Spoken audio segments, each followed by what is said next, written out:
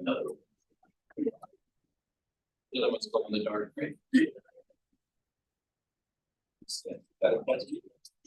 Could be, depending on where it is. Quick, get it all out, not live.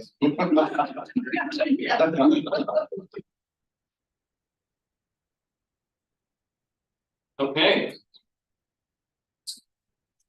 We are live. we are live. Welcome, everybody, to the November 8th Downtown Advisory Board meeting.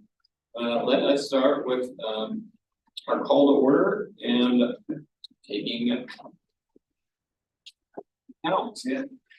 Myself, I am here. Kirk Sun. Here. Alan Pollock. Here. Charles Weathers. Here. Wandry Robertson. Not present. Roy McManus. Here. Ryan Fechtel. Here. And Sarah No. Here. All right. Let us start also with the approval of our agenda.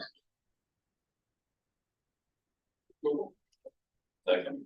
If there's no further discussion, all those in favor of the approval of our agenda say aye. Aye. Those not in favor, nay. Motion carries. Moving forward, the approval of our minutes from our October 26th meeting. Move to approve. Second. Unless there's no further discussion, all those in favor of approving the minutes from October 26th say aye. Aye. Those not, nay. Motion carries. Moving forward to agenda item number 4, public comment. Appearance of persons wishing to address the board on any matter other than those which appear on this agenda. I don't see anybody here. So we can move forward from that agenda item. To agenda item number 5, where we have no action items. And I just do want to be clear, the reason that we don't have public comment is because we had such a dense public comment last time, where we had 5 individual information reports from the public, and we had several action items. So let's move forward to agenda item number 6 for information report on downtown projects. I'm gonna move closer to Shelby. Because her and I are gonna be going back and forth and information that we share. So I really want to thank you all for being here today when we don't have an action item, because I really wanted to just talk to you about all the things that we do, the downtown team does, and the issues and the challenges that we have, and how some of those you're aware of, and we talk about them and we try to address them in budgets, and others you are not aware of. So the next slide just kind of reinforces what we all know as far as kind of our goal to try to preserve and protect the downtown retail core and businesses, at the same time, you know, thinking about the historic district and trying to build on the investments that we have. It was very interesting when the strategic plan was created. When you have people that are not from Salem look at Salem and talk to you about Salem, they made, and I guess you'll appreciate this, Ryan, even though we love our independent businesses and our boutique businesses, they were in awe that we would have still a downtown regional mall, that they thought that that contributed significantly to the vibrancy of downtown. Obviously, things have changed over the last several years with competition online, and I know for many, many years your predecessor, when I would outreach about what could we do to help keep the mall vibrant, number one thing was keep your grant program fund housing. He really believed that housing, the more people that were downtown, the more successful the businesses would be, including the mall. And they changed what the residents would want, but the residents would add and contribute to the economic vibrancy in downtown. And I think we are seeing that, and we have so many other opportunities with some buildings turning now to even contribute more to the change and look and feel of what they're going to do with those buildings. It's a very exciting time I am going to go on the 27th of November with an exception for the maximum grant for the $27.5 million investment where the Diamond Lot is for a new housing project, 98 units with ground floor wood lift. And so that's very exciting. They probably wouldn't start anything until after spring. That's the left side of it. Yes, it's 277 high, but again, that's a lot of investment that is coming into downtown. So we hear a lot about the challenges, but at the same time, people like Salem and they're putting their money there. Great. Yeah. What was it you were saying? They want more than 300,000 in the maximum grant. And so I have to take it to the agency board. So Kristen only has authority to sign grant commitments up to 300,000. That's the maximum in that guideline for that program. So anything over that requires agency. Can you say what the amount is? Oh, yeah, it's always pretty much the same because what's the threshold that triggers bully? 750. Thank you. Yeah. So Gold star. Yeah, gold star for Charles, and that's because you have Enjoy the program. enjoyed the program. Enjoyed the program. Yeah, so just for those that don't know, prevailing wage can probably add maybe 20% to your project costs. And if we put more than 750 into your building, it takes your entire project.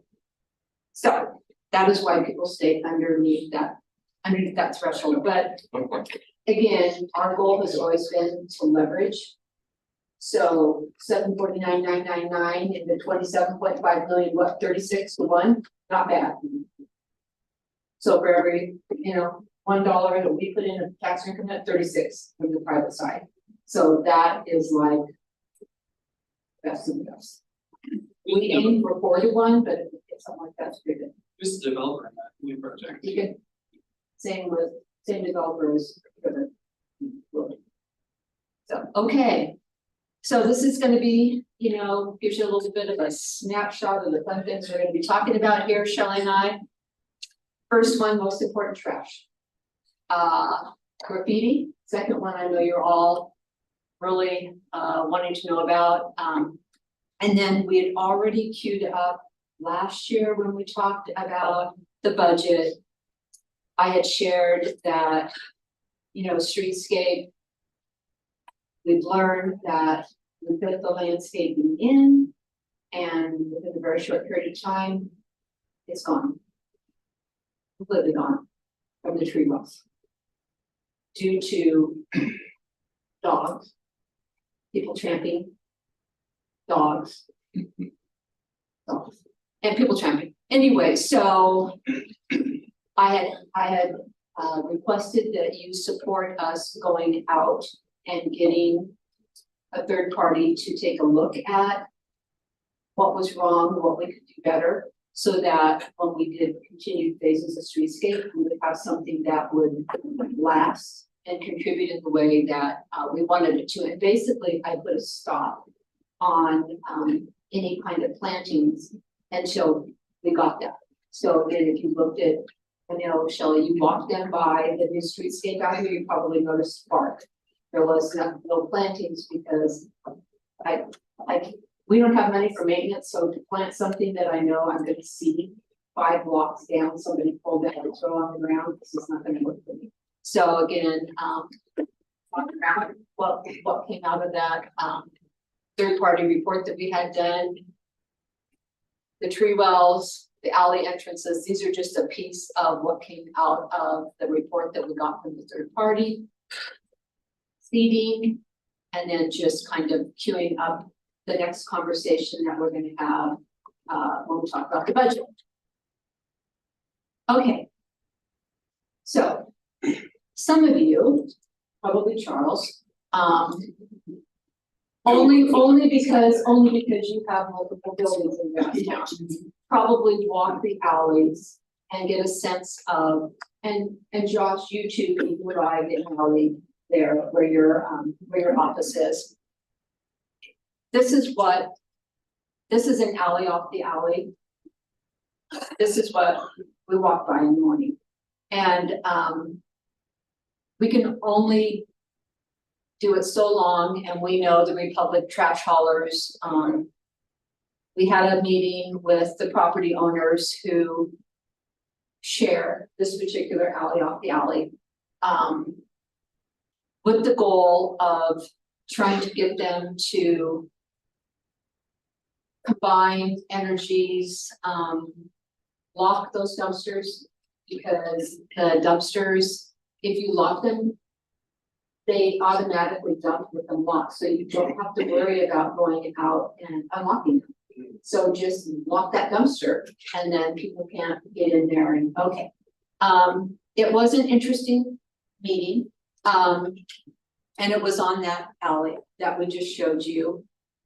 If we went out there right now, they're not locked.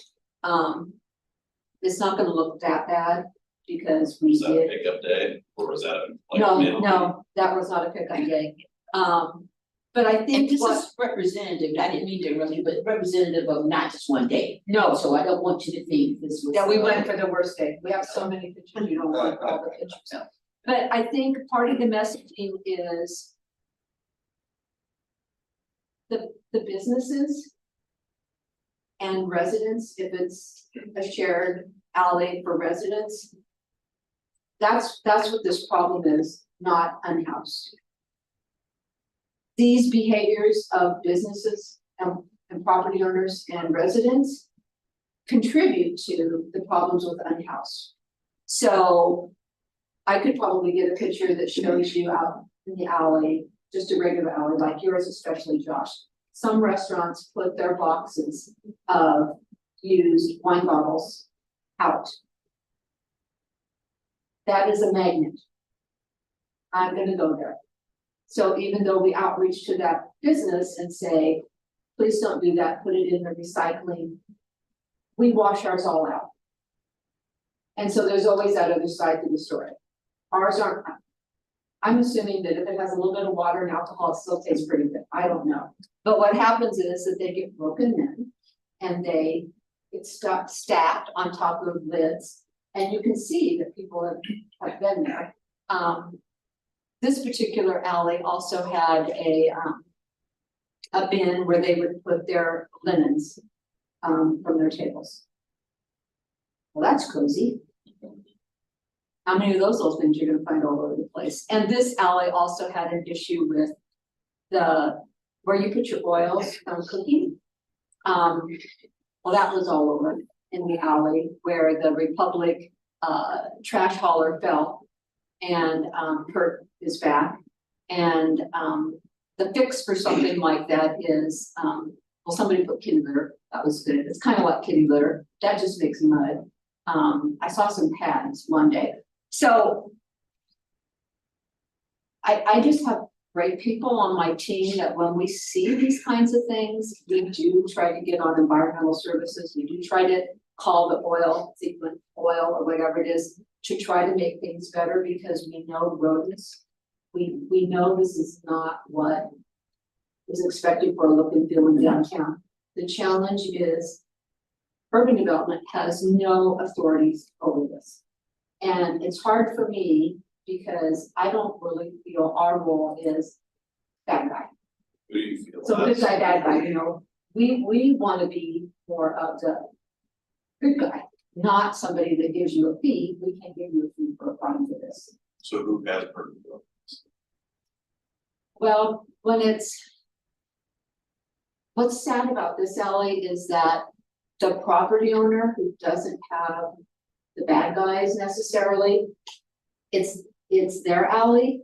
And so any infraction by anybody, they get the fine, not the person who does it. It's not a right of way.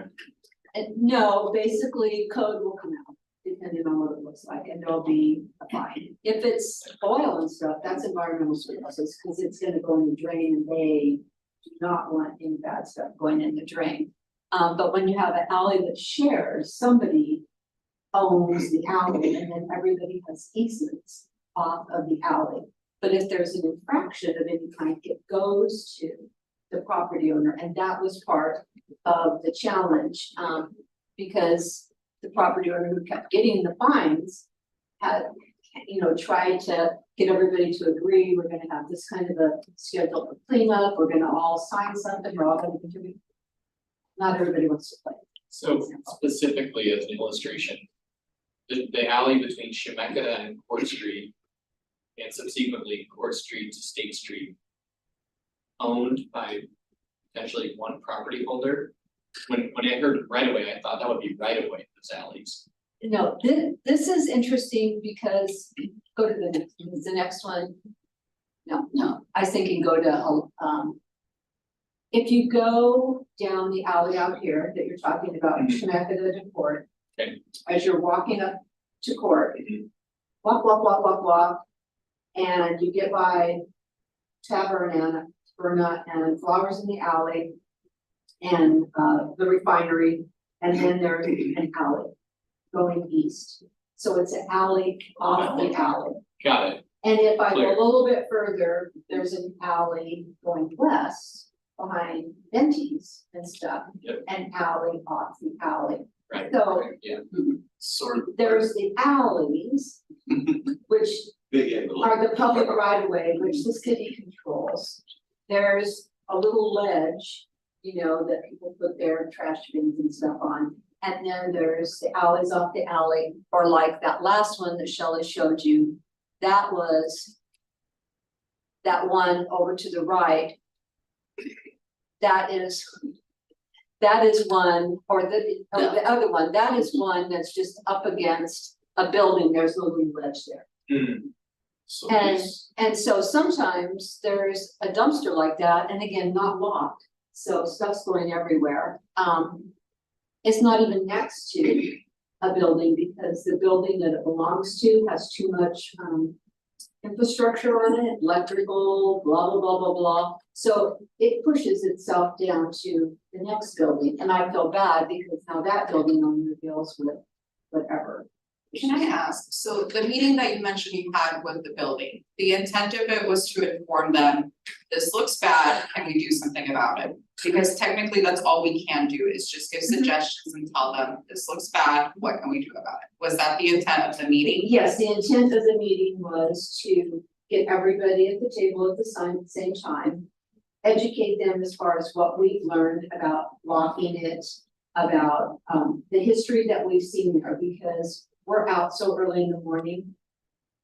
So a property owner has a bin for, let's say it's residence.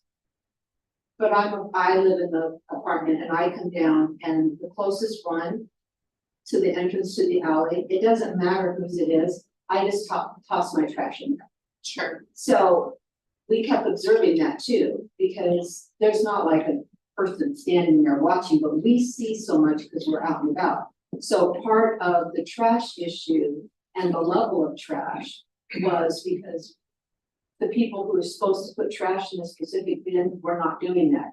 Because wherever your bin is, would you wanna walk any further than the entrance in that alley? You wouldn't. So if my bin is at the back, I'm not walking through that stuff.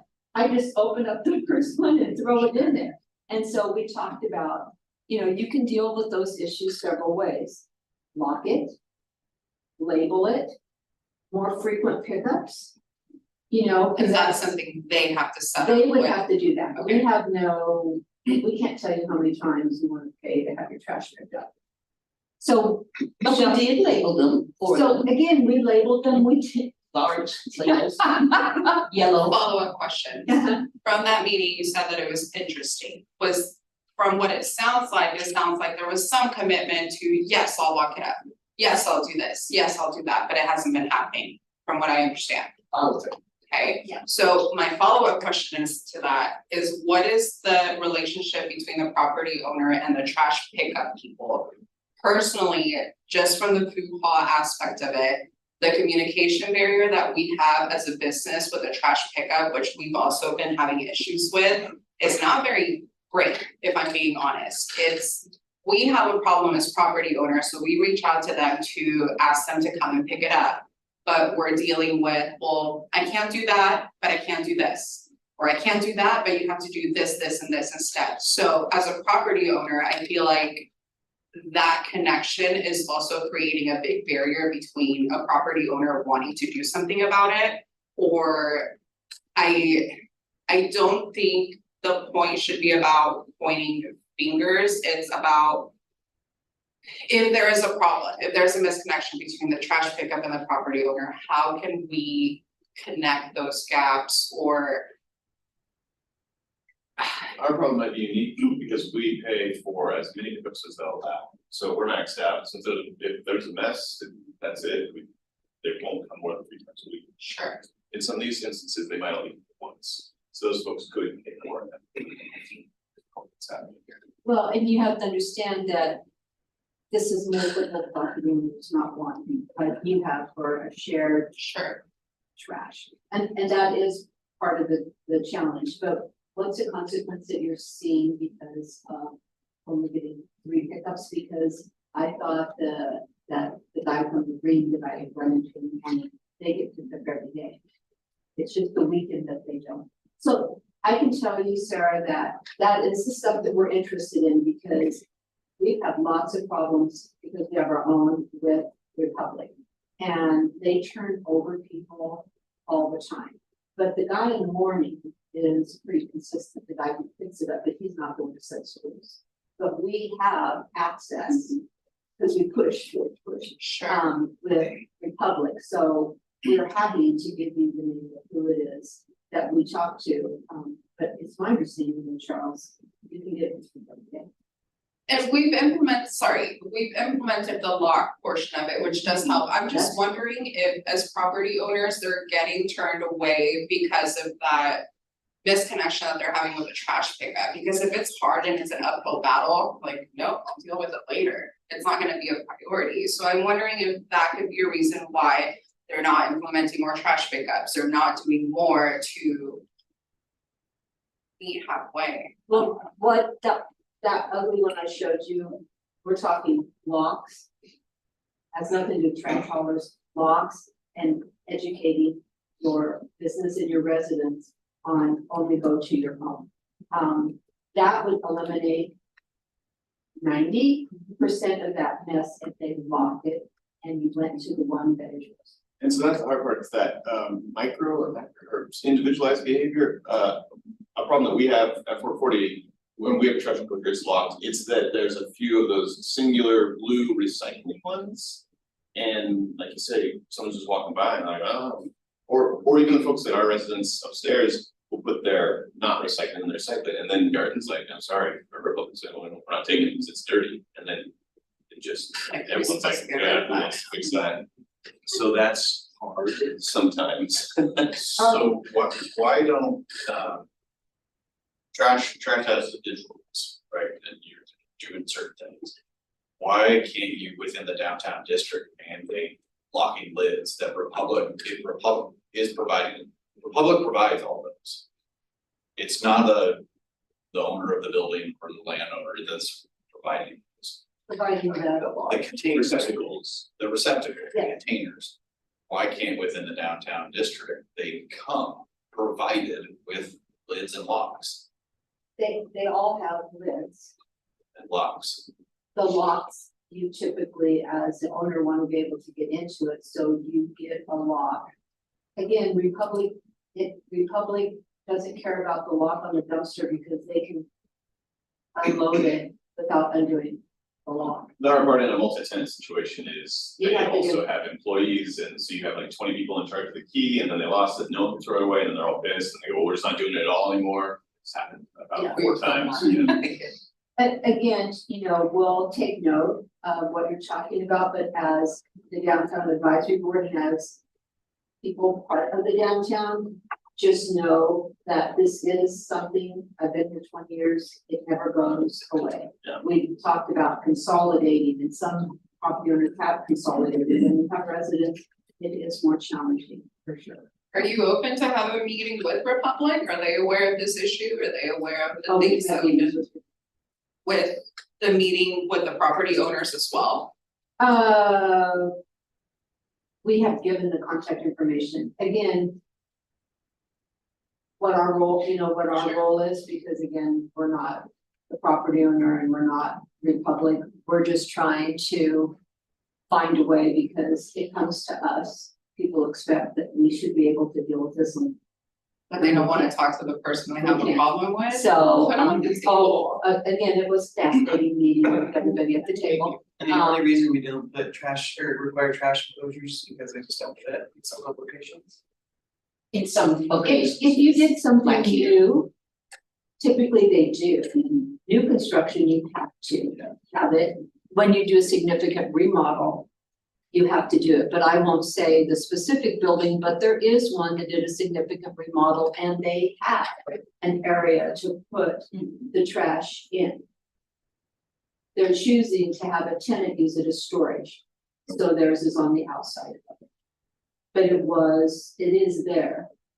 And I talked to them about, but again, that property owner wants his tenant, and I can appreciate that. He wants his tenant to be happy. The dumpster out there isn't as big of an issue as the tenant not getting what they need in order to stay there. So each one is so different and unique depending on what the situation is for that particular property owner, the tenants. And if you wanted to abut, like in an alley where it's tight, then it's a large historic process because you're adding something to the structure. And while the grant can probably cover some of those things, you have to be committed to doing the work, and folks probably don't be hassle with that, but I would say property owners support. Well, and if they're not getting fined for it.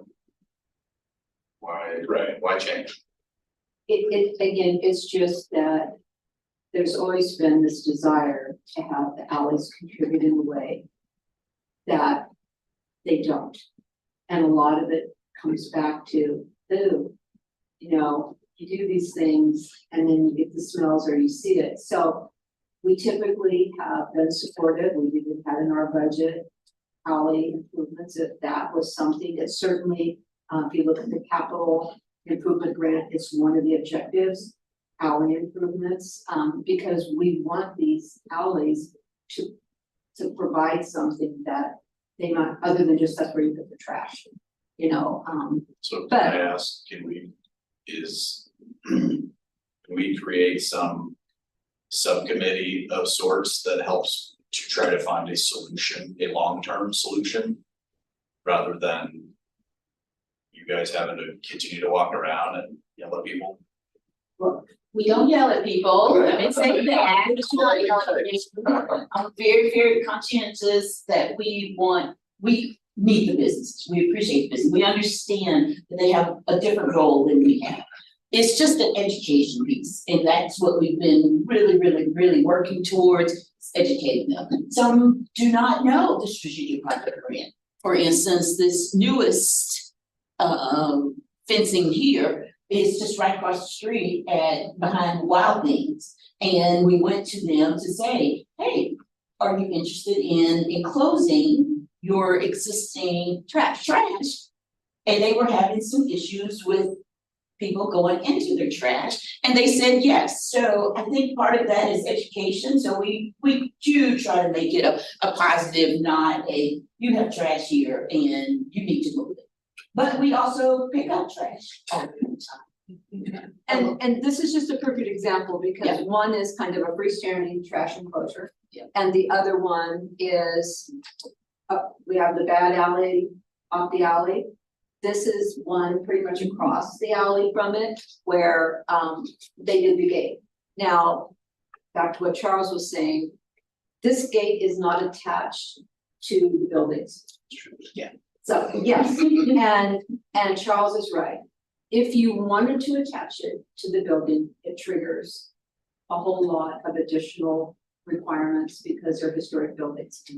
If you structure it like this, where it's away from the building and there's a peg in the ground and, then you have the ability to quickly do things to try to help with this.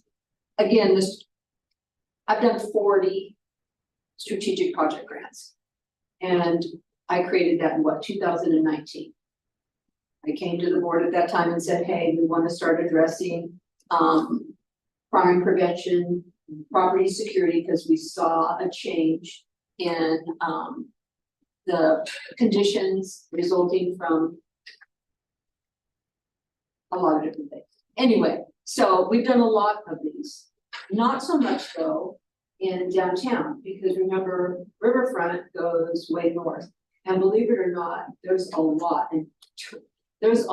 of issues with the unhoused and property vandalism north of downtown. And actually, every time I get a grant for one, both neighbors would want it. Fencing, trash enclosure, gates, and hundreds of cameras, security and exterior lighting. So the success of this particular grant program that came out of the board, you couldn't do any better than this, because I think even Q used it, I know you used it. I do think it helps, but not everybody has the situation where they can do this, where they can enclose the trash. But anyway, just to give you the other one was the before picture. This is that one freestanding is the after picture. Just clarifying, but like, you're calling them alleys, they're called it alley, not actually alleys, because they're on private property. That one's private property, that one's an alley off the alley. That one, Electric, that's behind Venty's. Stokey's, building the brick building all the way to the back, it's Yeah. theirs. But it's an alley off the alley. You might not say that because this go through, so it's.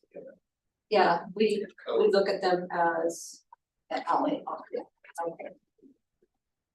Do they make smart trash cans where you have the visual ID to open it up? Yeah. Let's get back.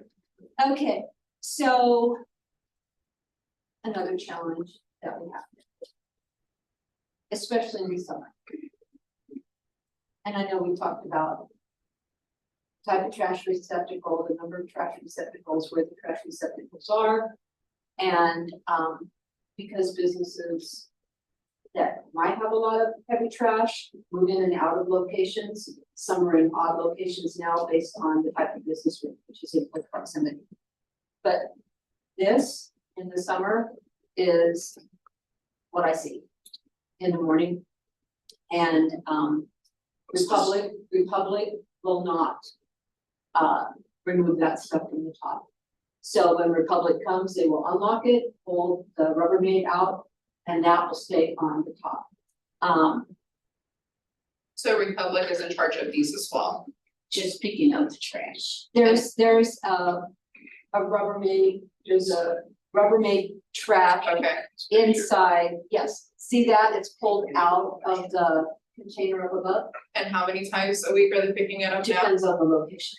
So again, picking up this trash resides in your parking budget. So the trash cans on the sidewalk, and the burden for that trash is in your parking fund budget. What's this, the streetscape standards had frequency for these, right? Well, Placement. we're gonna talk about that. It did not, the original one, Oh, it did not. Oh, So again, up until just, who's giving it? hasn't even been, that Shelley cleaning. Up until, it hasn't even been a year.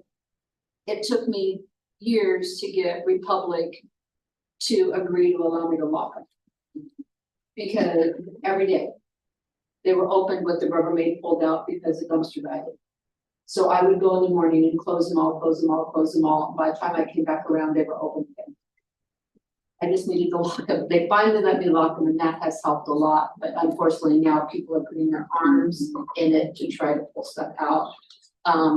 And so what they pull out then goes on the ground. But during COVID, Republic would pick up nothing on nothing because of, so unless I got out there and got everything in, it would be left on the ground because they're not gonna pick it up. So, and hey, Alan, those look familiar?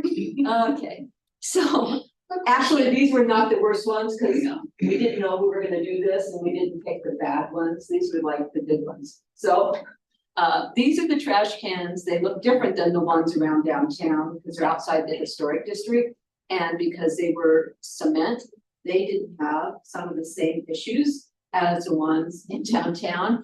But they have other issues because the liners get removed by people. And if there's no liner, then the garbage just goes into the cement.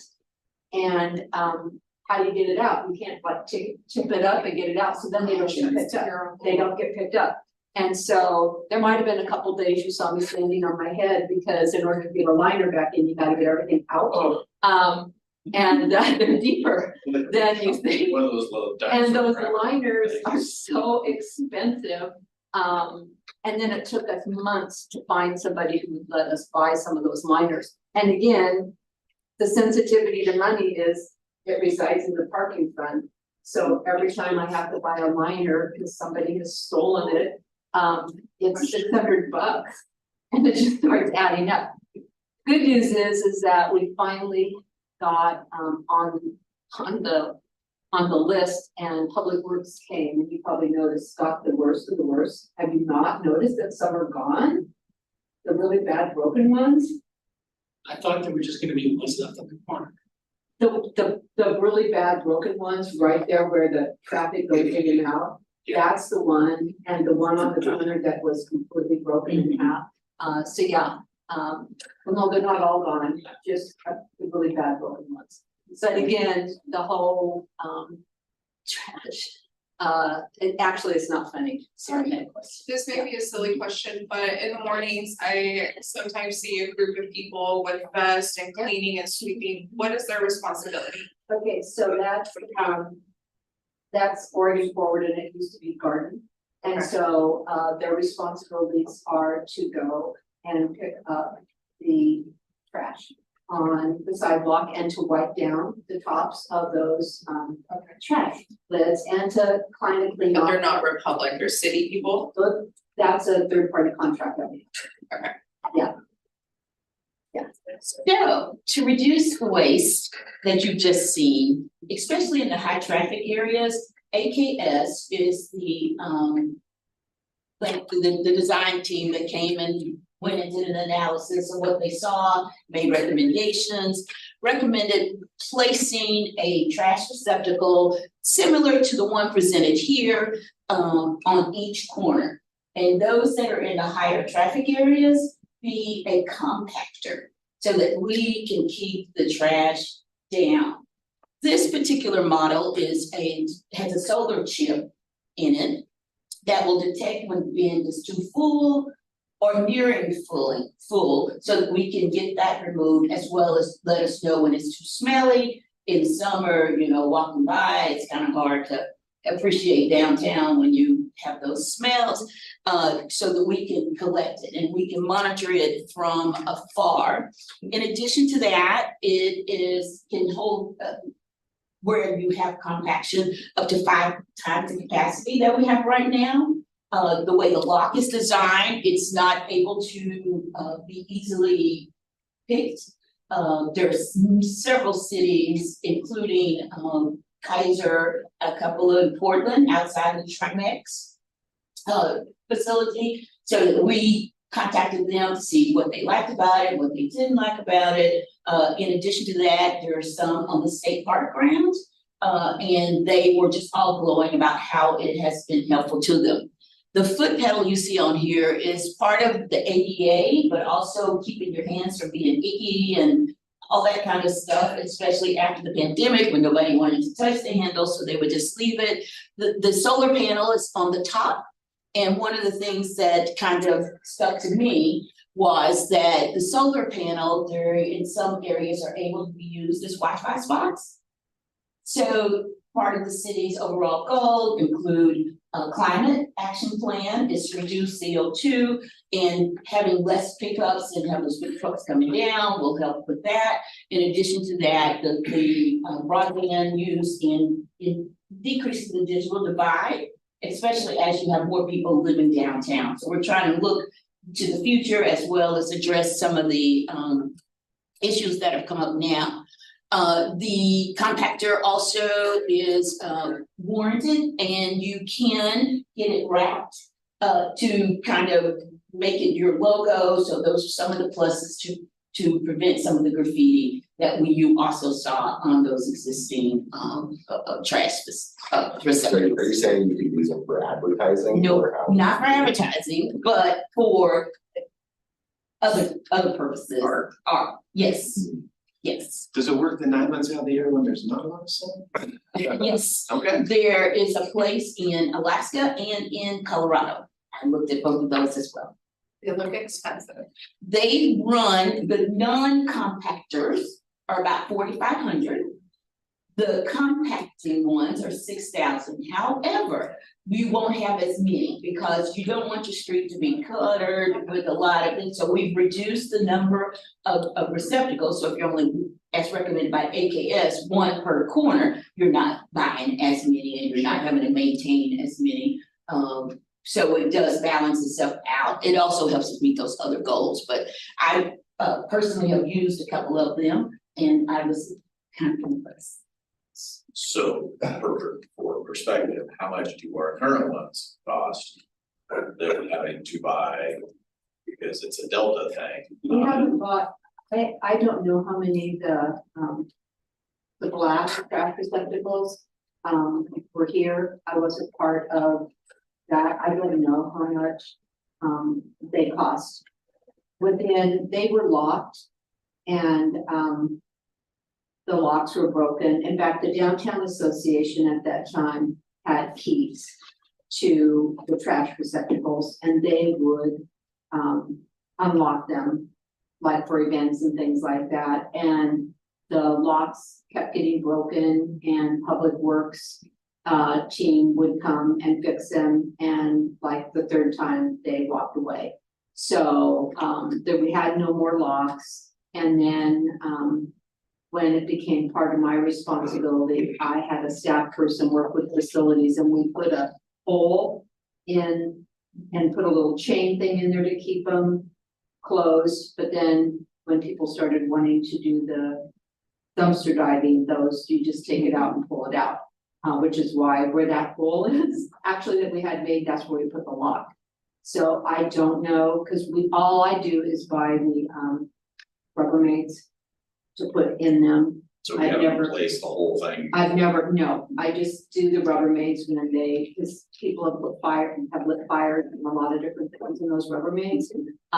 So I have, I don't know, usually 5 or 6 in archives and I will take they're gone, Kirk, a lot of them, they're just gone. I don't know where they go, but people take them. And so we have to have one in there, otherwise the garbage just goes down on the bottom.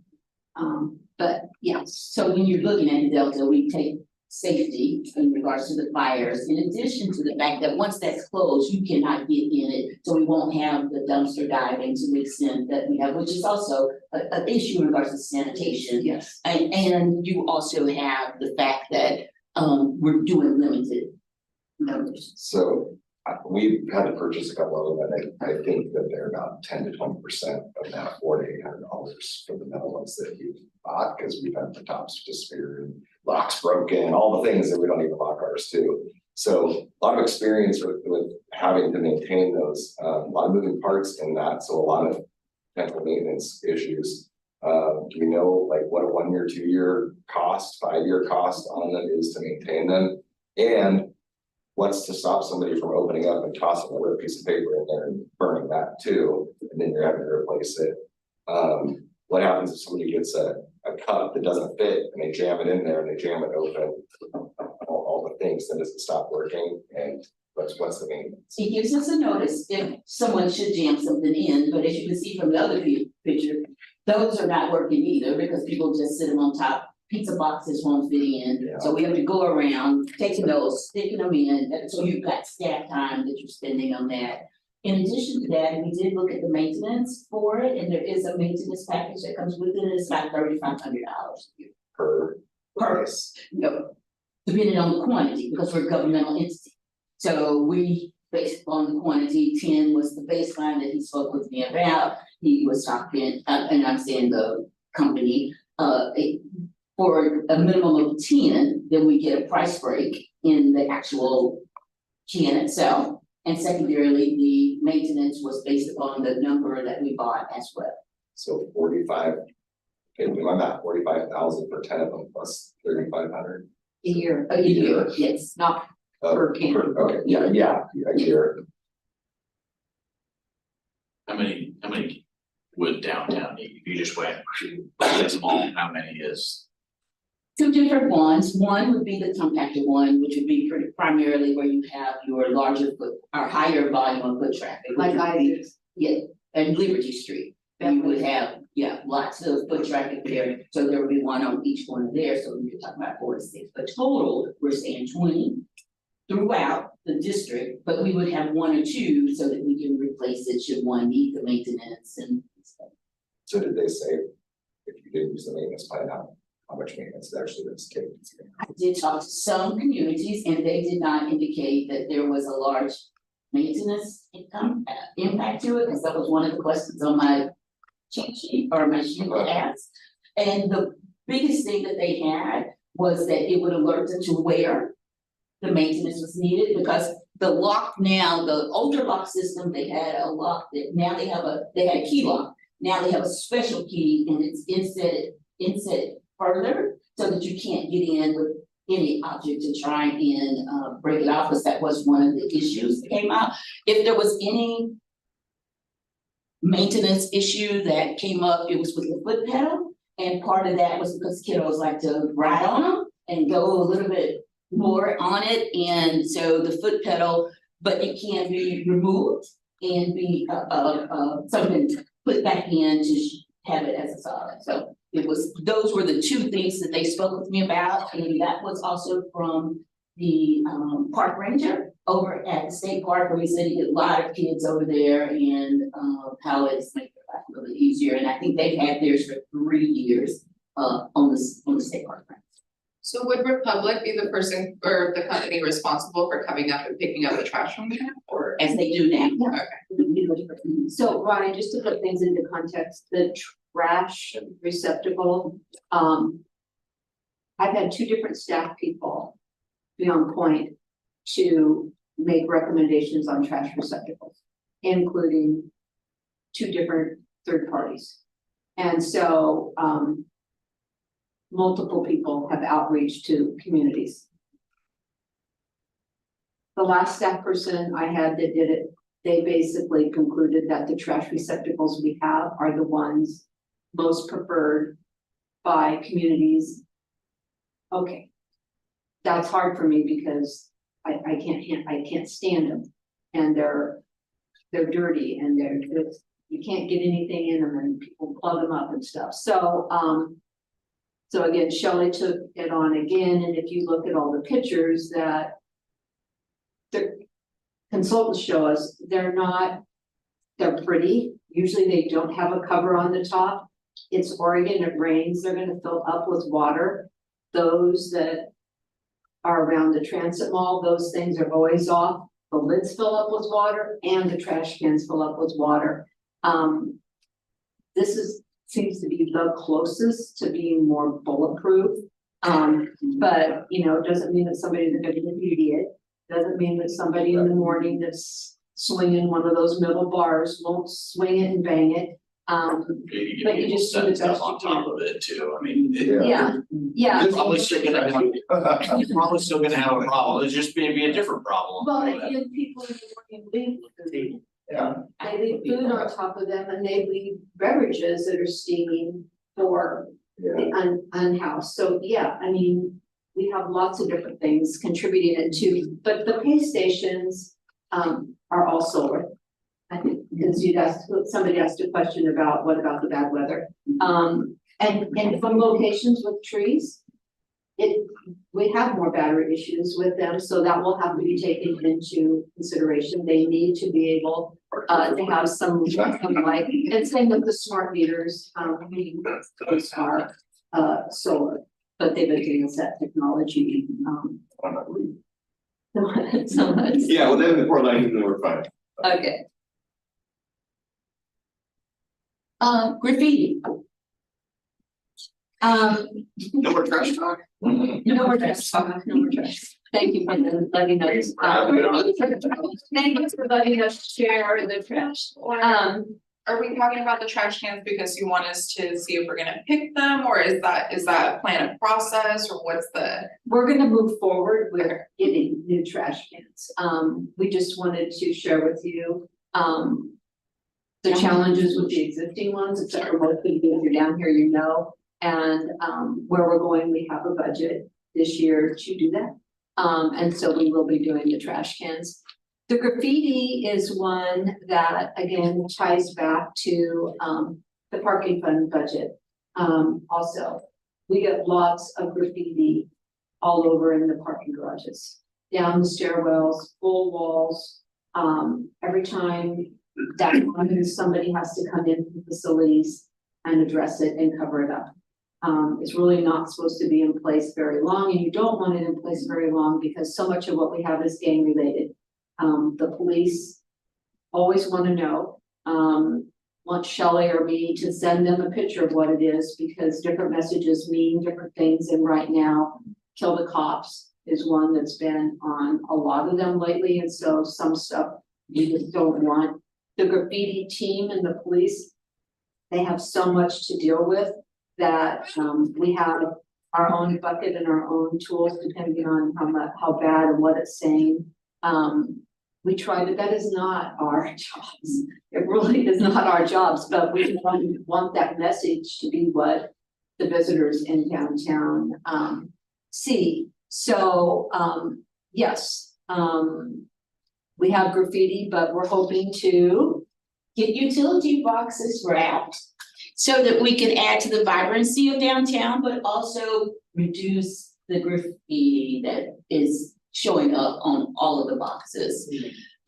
We would look at some polyvinyl material that is peel resistant, that's easily wipeable, has a durability life cycle of 5 to 7 years. Again, outreach into other communities throughout the state, and this of course is in Medford, even though you see the name Medford is transposed because it's a photo, but Medford, up in Tualatin, you know, Portland, everywhere. You'll see this is a way to reduce the graffiti, but also to provide vibrancy. Because this will be considered art, Cherie's been working with the ASO.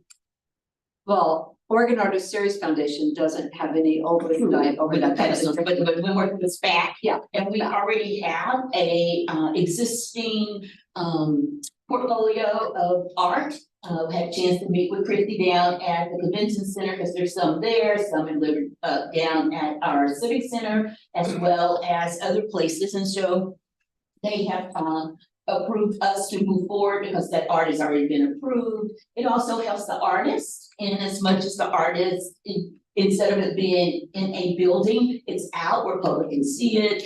They have asked us to put a QR code on there so we can link back to where the art is located if someone would like to go in and see the art and or learn more about the artist and the artwork itself. So it'll have a multiple use for downtown. So it's a picture of a piece of art is what you're gonna put on there, not new art. Correct.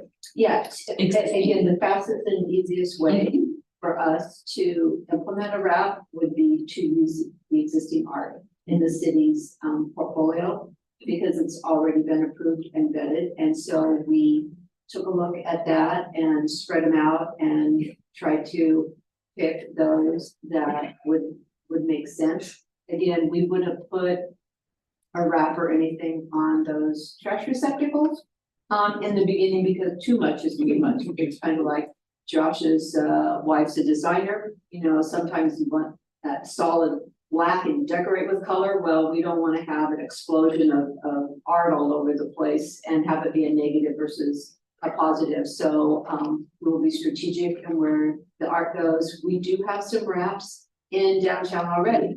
They're the historic ones. They look like they're taped up against a utility box. They are, oh, did I just kind of do that?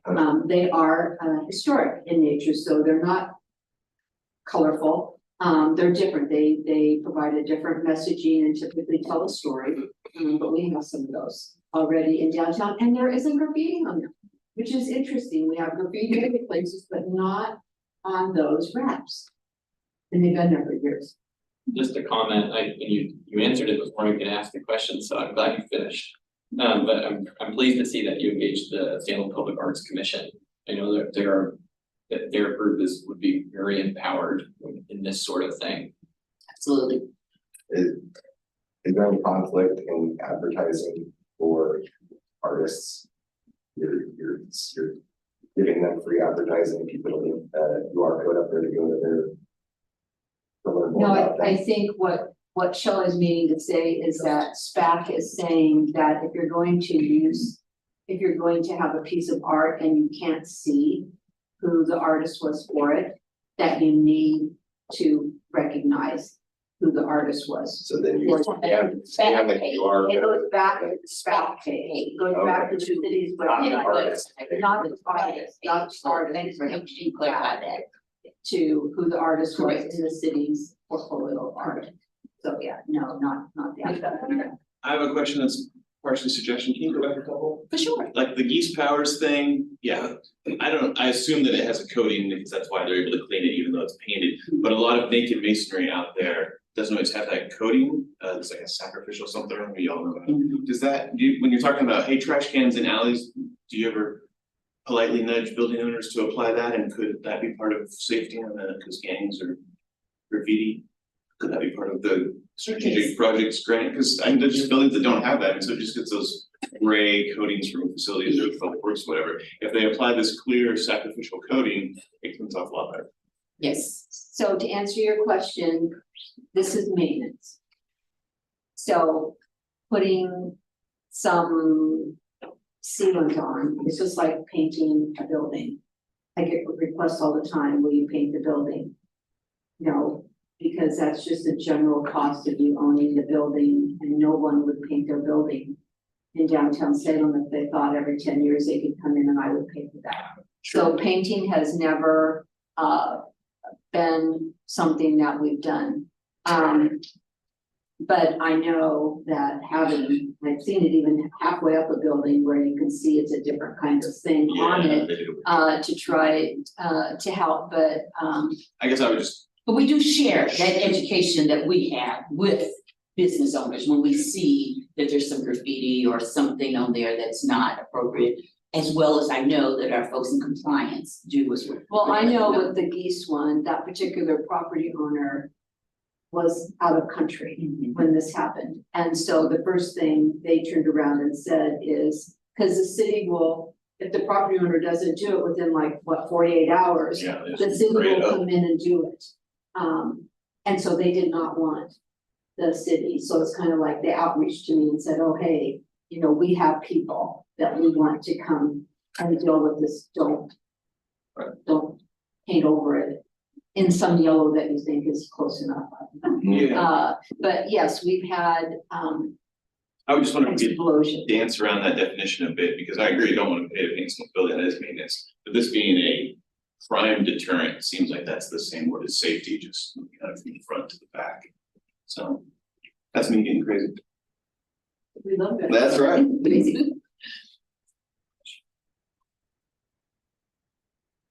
So this just tells you where we've done streetscape so far. And it also has that little diamond that says proposed artwork. I might be out of sequence now, but since we're talking about art, I'm gonna go to the Salem Public Art Commission today. I'm on their agenda and Shelley is talking wraps. I'm going because back in, when was this been? Been a while.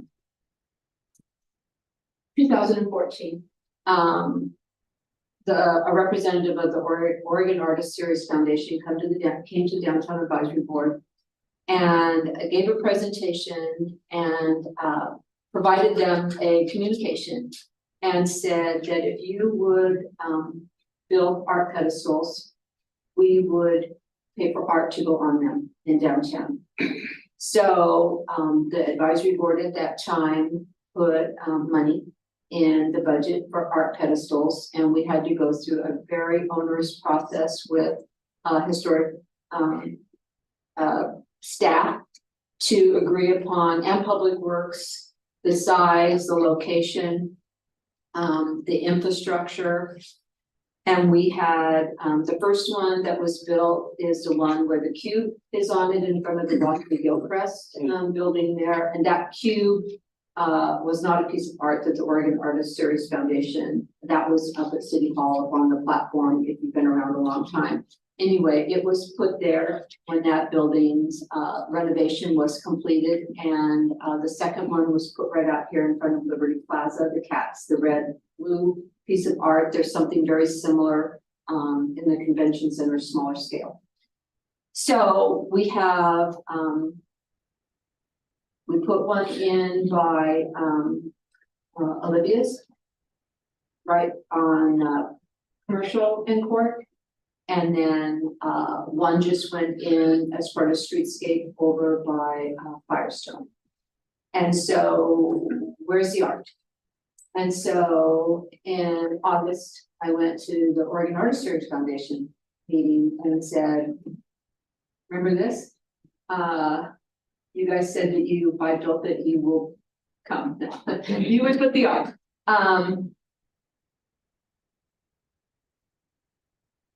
I shrugged and said, never heard of it. No,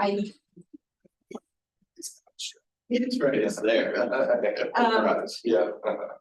when the Oregon Artist Series Foundation came in the beginning, 2014, the Salem Public Art Commission was just being created. And so pretty much one for one, the people on the Salem Public Art Commission were the same people on the Oregon Artist Series Foundation. It was really easy to get camaraderie and consensus on all things that they were doing.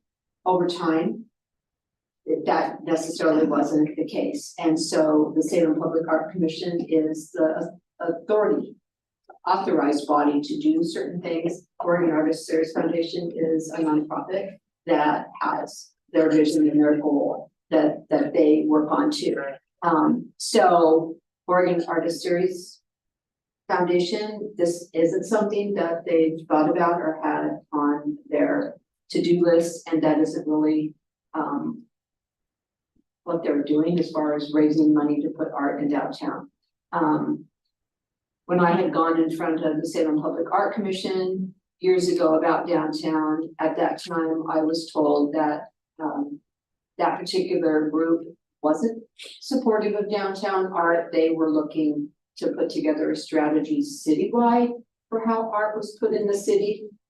So now I push it back again, and I'm saying, hey, we want art in downtown, and I have 2 locations. And so I'm going in front of SPAC today to say that I'm going to be talking to my board when we do the budget about buying a couple pieces of art, but I would need them to be on point to go through the process to solicit the artist to, I could give them all of the requirements for the size, because all that was predetermined, how tall it can be, how wide it can be, the kind of infrastructure that we have in them. But I will be going today to say, hey, you know, my goal is hopefully to come in with some money for you next year to find pieces of art to put on those pedestals. I've got an oversized board. Oversized board, 5 feet okay, tall. okay, good. At the placeholder. Okay, good. I mean, it can't be. So we kind of have It's funny, if you art moment. go to Oregon Artist Series website, their first picture is the that we're talking more of. I'm trying to do what? You're trying to do more of, and they're using it, Yeah, but they've never heard of it. yeah, And So hopefully anyway. it doesn't take 9 years to do that. yeah. Well, just for some of you who haven't been here a long time, murals is always something that everybody wants in downtown. And you cannot put a mural on a historic building unless it's already on it, like the geese. That's a historic building. If they wanted to do that geese today, they could not do it. Just like the beautiful one behind the Elsinore could not do that one. That Pastoral Valley one by you. Yeah, that's I what they're talking don't about. think that's a historic building, but there's one there, but everybody wants murals, murals, murals, murals. And so, but the process is one of such that if you have a picture that you want, then you have to go to the Salem Public Art Commission. They then, you know, say yay or yay, they go through their process. You put it on your building, you pay for the cost, but then you give an easement to the city, so it becomes part of the city's art collection, that mural. And then, but you're responsible for maintaining it for, I think, 8 years. And so, and nobody had done it, and so I went to the Salem Public Art Commission and said, hey, I would like to understand better the process somebody would have to go through to put a mural on their building, and would you do that for us if the board put money behind it? But we're not gonna do a historic building, we're gonna put it on the elevator, a city property, the elevator shaft out here and behind where Rudy's is. So actually, that worked out great. I love the Waldo on the elevator shaft. So many people take selfies there. Art is, you know, different to everybody. I'm not a big fan of the mirror maze, but in the winter, when the leaves are off the tree, you can really make sense of that art because it aligns with the glass roof. So that was kind of like, I can't tell people how difficult it is if nobody's ever gone through the mural process. So murals is something that that comes up. I know that the residents of the Rivers have worked for like 2 or 3 years to put a mural on that building, and it talks about being visible from everywhere, and it's not a historic building. So that may be something that eventually comes down the road. I know they're raising money for it. I think it's like $200,000 to do it, but they've gone in front of the Salem Public Art Commission, so they have to go through that process. But you know, that's something else. In the beginning, I thought, well, I want art on all of the elevator shafts or the parkades, because then it would make them pop and people couldn't say they didn't know where they are anymore. But obviously we have other priorities. But yeah, murals does come up. Oh, good. Now we're back to music again. Okay. Yeah, y'all notice the cup? Yeah. Yeah, am I good? You're good. Huh? You're good. Thank you. Yeah. Oh, it's not right. Okay. I have a mural question for you all. Okay. Well, yeah, I did that. I got the challenges part today. She's got the solutions. So on the left is a tree grate, circular. If you're in downtown, we have tree grate circular. We have tree grade square, we have tree grades in different sizes. The new streetscape design plan does not have tree grades for a lot of reasons, because, oh, this tree's gone and it's in another trash receptacle along with the planters. If there's no planter in it, it's also a trash receptacle. And a serious trip hazard. And on the other side would be a tree well that is supposed to have plants that were recommended as part of the streetscape design plan. And How old is that one, right? oh, well, that would have been part of Coze's one, because up around Coze, there's actually with the exception of the one closer down by the Salem drop, there is nothing in it until the weeds start growing. There's one of the trees is gone now, and that's just a couple years. Actually, within 9 months, all of the vegetation was gone. You think it could be from dogs? Huh? You think it could be from dogs, maybe? Well, I have to give credit to Councilor Nishioka. She was not a counselor at that time. She was mortified. She personally bought the little stands with the poop bags in it and but unfortunately, it was pretty much all gone. By that time, they put so many policies in place for the residents there to try to help with this, but the bottom line is, you know, I think most of the residents there have 2 dogs. And there is no, where are you gonna go? There really is no. In 380 square feet. I mean, Okay. So here's just some more examples. We don't know why, but for whatever the reason, starting in spring last year, we had a lot of damage. Are those changed? I'm just wanna make sure I'm looking at that right. It won't see. The board. This photo missing a pole. That's right out here in the new area, that's right out here in the new area, and there used to be a stake there decided about that tree, and again. If they get removed, and then for whatever the reason, branches. You can't tell, but at the top, a whole big thing was taken off, and we walked around with the arborist to try to figure out, how is this gonna work? Because I have money to do what? Plant the first tree. Anything else is gonna be considered. Look at school start, I said it quietly, maintenance. maintenance, so now, unless I have money in the parking fund budget. We don't, how do I take care of it? Trees are being skinned, They're being skinned. barked, taken off. It's this. By elves. No, I'm. Heard it. It has been, Who would ever? it has been very strange what's been happening with the trees. Very, very strange. And those by you that look like lightning bolt. Yeah. It doesn't come. Arborist is taking those out. We walked and looked at all the trees in downtown. But these are brand new. And they're brand new and they're already being damaged. And that other area was by the Salem Drop. So this is what happens. We have required plantings that we want to get a consistent look and feel and for upkeep and so on and so forth. When that doesn't happen and when there's so much dog waste and they're unable to deal with it, they pull it all out. And do what they think looks good. I don't blame them at all, because you could not. Who did You're this? saying the property owner? That tenant did, yeah. Is it, Yeah. is it Parks Department that does maintenance, or is it Public Works that does maintenance? Neither. Well, I mean, somebody's supposed to do maintenance. If we want maintenance, it comes out of the parking fund budget.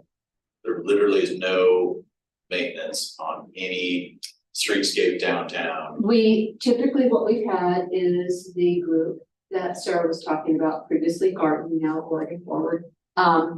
We would include in their scope that they come through and weed it, and keep it up. Now, history shows that that is a tough fit for them because not everybody knows the difference between a weed That's and a why. plant. And again, even though I spent time with them multiple times, pulling up weeds and showing them, it doesn't mean that They also have different people that come through too. right? So- they do, and as a city, we're required to go through a qualified rehabilitation firm for certain services, and that's why both of the teams that you've had, these are people with challenges, but they are being coached and they have people with them the whole time that they're working, and so obviously it helps them, and they're doing the cleaning, but some services we pulled away from them and are looking at other ways to be able to fund it, because Oregon Forward was a lot cheaper this year than Garden was, so now we pulled out like leaf pickup will be separate and the leading is separate, because hoping then to get a better job. Am I making sense? Anyway, Yeah, okay. we're trying to just- take a It little seems bit like of a money. broken, again, a broken system. It is a broken To system, put it yeah. in, I mean, you should think about your own house, you put something in, great. You literally never go out there and do anything to it, it's never gonna survive. Sure. And I was under the impression that as a property owner or manager, that if you trimmed a city tree, you were gonna get a big fine. If you were- If I called an arborist to have them trim all the trees out on the street, that I would get a letter. I don't know, because I don't work in that department, all I know is like what I shared with you, there is a process to go through to ask for them to come out and trim it. Right? I don't know if somebody, I would think if somebody had a tree and they just cut it down. And it was reported, there might be a fine associated with that, I think I've read that in the paper before. But if you pruned it versus cutting it down, I don't know, I mean, that seems like a reasonable test. I I don't know why they. I mean, it Sorry. would take away from them, so I Yeah. don't know why that would be a problem, Okay. because they're really busy. Okay, Few I was people. just always under the impression that if I touched one, you know, yeah. No, I guess you did. Well, the good part is AKS made some recommendations. Oh, there it is. So- Yeah, Shelley gets to. That's great. And part of it was to look at landscaping and the different, even though we wanted beautiful, we wanted vibrant, we wanted to contribute, but also maybe some boulders and or some more hardy plants and or plants that may have a scent that is Anti-dog. not as calling Oh. to pets and or individuals, or maybe have some small little pricklies that will not feel comfortable. There are a lot of plants that have prickliness to them that are quite beautiful. Yeah, and which makes it less inviting, with staff assistance, several plant materials have been talked about. But they have made some recommendations for more hardy plants, more that are high soil salt tolerance. Because then if you have waste, the soil will then be a little bit more forgiving and won't kill the plantings that are around it. So that's one of the things that we're looking at, and we want to do a couple of test places before it would be done in carte blanche. And the test places will be out here so that we can make sure and kind of monitor it. And so that's, Are you changing the streetscape? Plans to incorporate that updated design? It's not updated design, it's just what you put in the areas that were designated landscape. So if you looked at the original plan, they would have in this, well, this isn't ours, but in a tree well, here's the plants we think you should have in these location in this number. Again, those were planted, they're gone. Right. And so, why? Why didn't they stay? Why are they gone? So that's what we asked somebody else to take a look at for us. And obviously it would have to be a rock. The scale has to be right, but it can't be small rocks because we know what would happen. So again, common sense is it has to be appropriate to the space. But again, you know, having plants that are not encouraging you to get in it, or your pet, that is part of the goal too. I mean, with streetscape, the one thing that Shelley and I have learned now, it's just constant learning. Every time we do a block, a whole bunch of stuff we sit down and talk to the project manager about, because this outreach wasn't soon enough to the right people. This didn't work. Why are we waiting on, you know, the lights to be turned on right now before Christmas? We've got these PED lights, they've been off forever.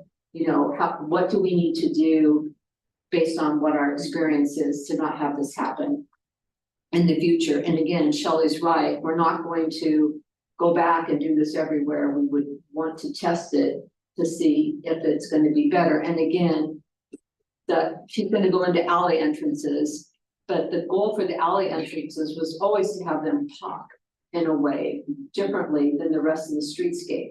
And so some of the stuff that they talked about was, you know, even if you berm it, that's different than just having it flat. And having bigger rocks in there would be different than if you tried to put it in a tree well type thing. You know, it's all about scale and all about choosing plants that you don't need to have a lot of maintenance with them. and Streetscape said, this is not an exhaustive list of plantings, we know things will change, and so we were trying to make sure that we had the most hardy as we possibly could for the area. And this is where Sheree was talking about the alley entrance updates, looking at berming, looking at boulders, how we can protect the landscape from also vehicular damage, because when people cut that corner a little quick, you have utilities down there, water boxes, things of that nature, and we find them broken all of the time. So looking at enhancing those and making those a more visible. So see that one up there, that one, see the curve?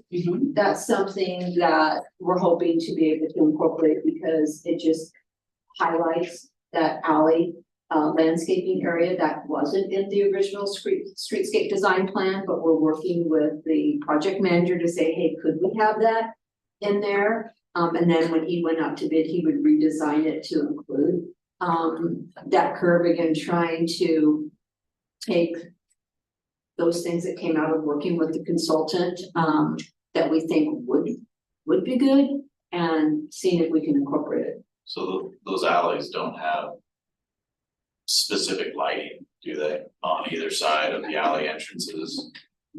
No, I mean, that would be subject, that would be a property. Well, No, out in the landscape beds, to no, signify it is. the alley entrances. Yeah. So I wanted to just show you a quick little video of one of the things that we find in regards to outdoor seating boundaries. Of course, Streetscape says specifically what our outdoor seating boundaries should be. And you'll see what an example. And this was yesterday.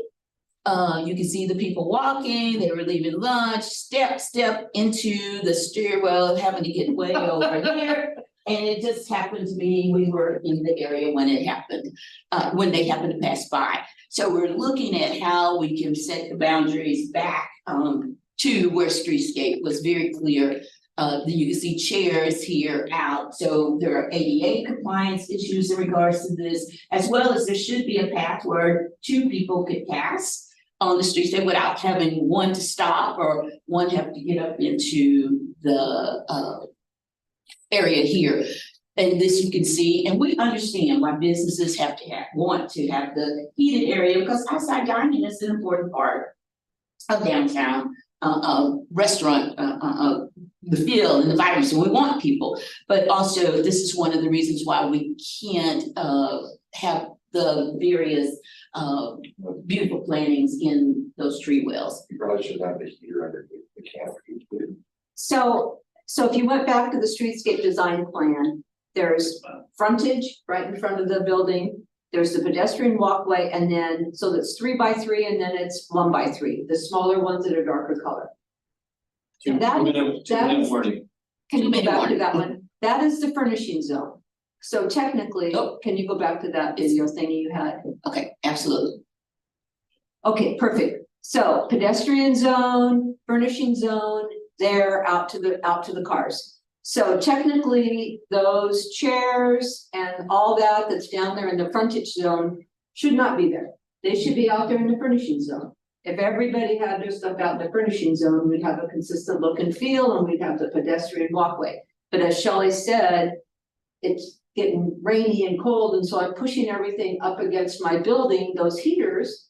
You know, you saw the lady navigating around it, stepping in the place that we wanted to have lush and nice. So at some point here, we're gonna have to educate everybody about, we have this plan, frontage, pedestrian, furnishing zone, but now Shelley's gonna talk about how would we get them to go out into the furnishing zone. I mean, GovCup is a perfect example of everything wrong as far as our plan.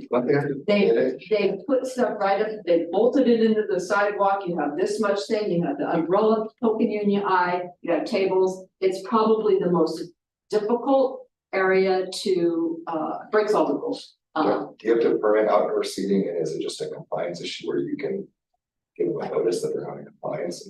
Again, I think that that's gonna be one of how we're gonna morph into more conversations about this. How do we? Because there's the carrot, and there's the enforcement, and there's the incentive. And so that's what we're trying to weigh all the time, because we want the businesses to be successful. We don't wanna be the enforcing of something, but at the same time, we're putting a lot of money into getting a consistent look and feel and having it meet ADA requirements. So forget this is up against the wall. Visualize this being along that sidewalk. The where we furnishing use the zone. furnishing zone. And visualize all of downtown with similar type of barriers or barricades.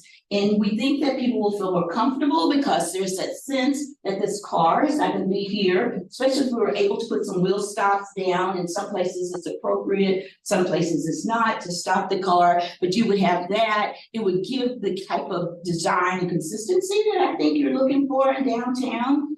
But having something of this nature in the downtown area to help enhance the outdoor dining and help the businesses move out to the dining area versus being up against the wall where we're not able to have pedestrian to come through.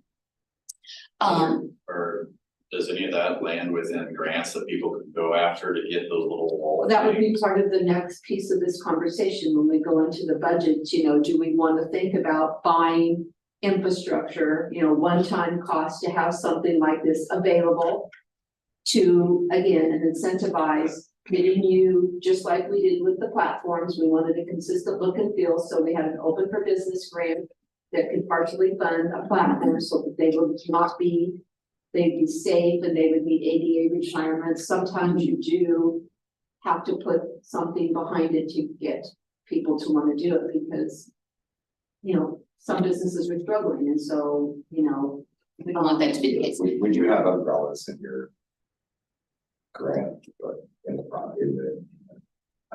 program, like you have the fencing, but not something to cover leverage, so you couldn't cover that one. No, so basically we would, in order to, and that would be a subcommittee, we would talk about, would we need to have a new grant program? Similar to the open for business where it's only for a certain amount of time, it's not like year after year, it's something that we have this kind of big push for it, come in, we have, these 3 options for you to have, enclosures for your seating out in the furnishing zone. But yeah, we could talk about if we wanted to do that, or if we just wanted to make it something within our current grant program that's eligible. We just say that, because beautification is eligible, we just say, this is beautification, and you can come in for a grant. I do wanna be mindful of the time, Absolutely. where you started late, we're 2 minutes over, and we have a meeting next month, December 14th.